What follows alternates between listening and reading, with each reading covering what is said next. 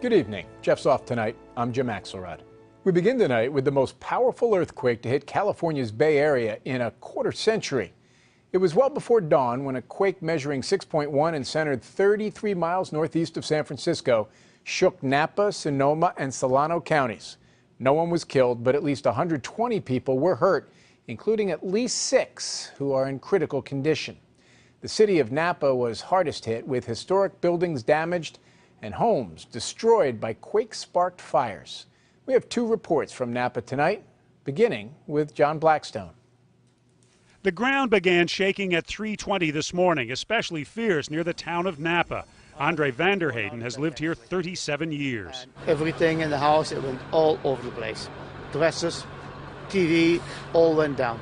Residents scrambled to flee a downtown hotel, uncertain if the worst was over. And then emergency rooms began filling up.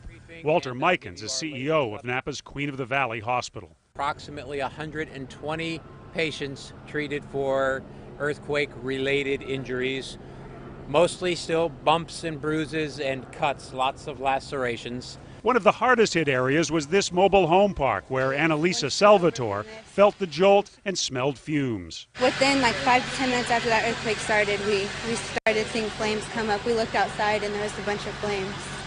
Gas lines nearby had ruptured, and as homes burned, firefighters found the water lines had ruptured as well. It took 20 minutes for water pressure to be restored. By then, 6 homes were destroyed, while nearby streets flooded.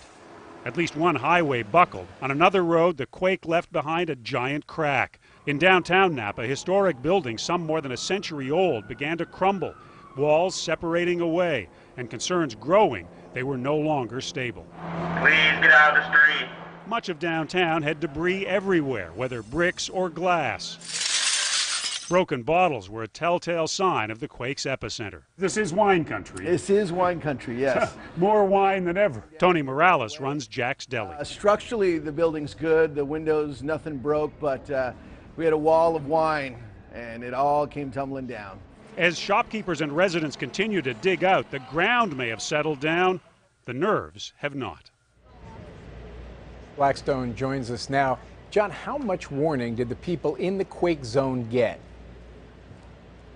There wasn't a warning for people generally in the quake zone here, but scientists at the University of California, Berkeley, say their experimental instruments did detect this quake about 10 seconds before it hit. Now, this is part of an effort to build a statewide earthquake early warning system.